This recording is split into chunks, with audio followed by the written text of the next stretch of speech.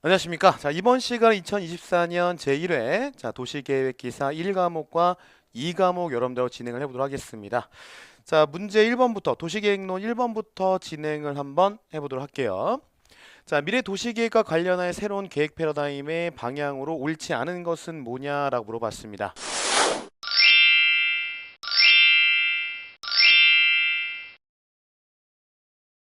1번 지속가능한 도시개발로의 인식 전환. 그죠? 우리가 지속가능하다라고 하는 것은 친환경적이다라는 것과 일맥상통하는 거예요.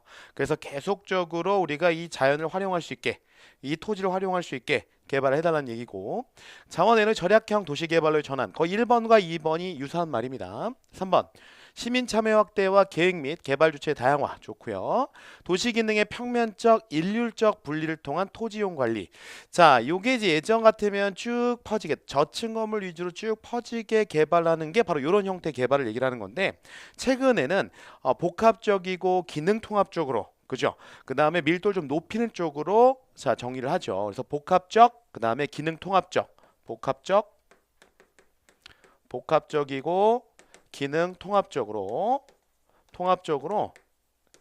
토지를 이용 관리한다. 즉 어떤 군데 한 군데 어떤 도심에 가면 모든 걸 해결할 수 있게. 그래서 여러 군데로 분산돼서 도시가 확장하는 것이 아니고 한 군데 몰아온다는 얘기예요. 통합해서. 네, 그런 쪽으로 진행한다는 얘기입니다.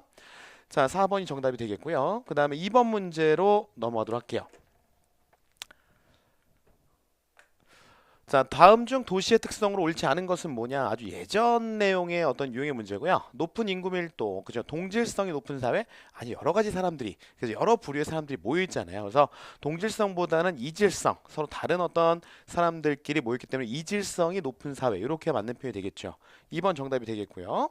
자, 그 다음에 이제 3번에는 자, 익명성의 증가, 누가 누군지 몰라요. 그죠? 4번. 그다음에 기능의 집적과 분화. 즉 모여 있고 그다음에 다시 또 쪼개지고. 그래서 어떠한 그 기능들끼리 뭉쳐 있는 거예요. 그다음 A라는 기능 뭉쳐 있고 B라는 기능 이렇게 뭉쳐 있고. 근데 A와 B는 서로 이렇게 분산돼 있는. 그죠? A들끼리 뭉쳐 있고 B들끼리 뭉쳐 있고. 이렇게 해서 자, 집합하고 그다음에 성질이 같은 것끼리 집합하고 성질이 다른 거는 분산하는 그런 형태를 띠게 된다라는 겁니다. 자, 2번이 정답이 되겠고요. 자, 그다음에 3번으로 한번 들어볼게요. 자, 18일 19세기에 제한된 이상도시의 계획가와 그 다음에 이상도시안에 대한 설명으로 옳은 것은 뭐냐라고 물어봤습니다.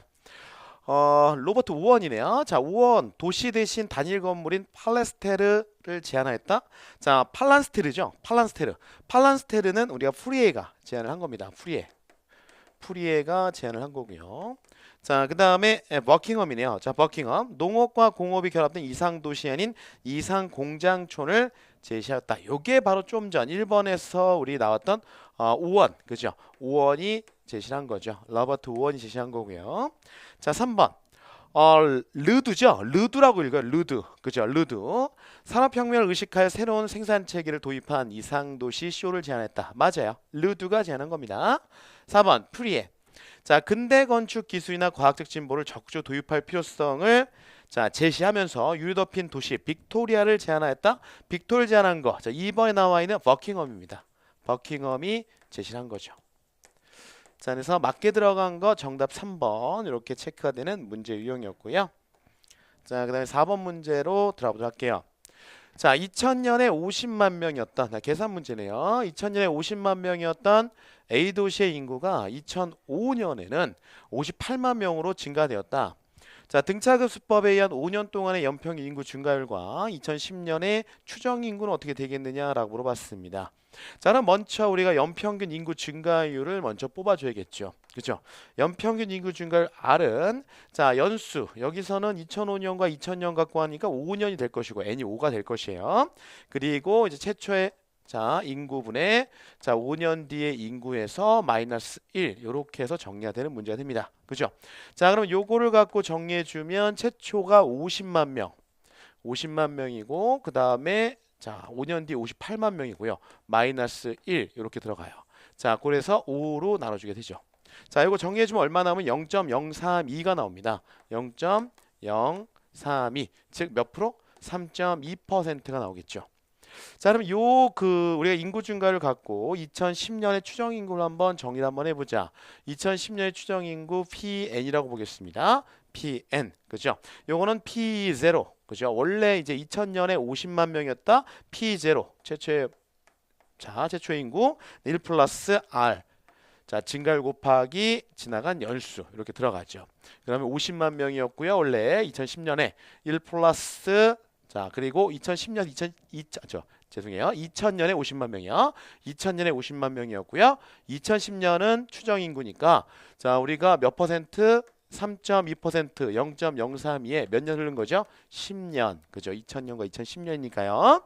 자, 요거를 정리해 주면 얼마 나와요? 66만 나오게 됩니다. 66만이 나오게 되는 형태다라는 거죠. 정답은 2번이네요.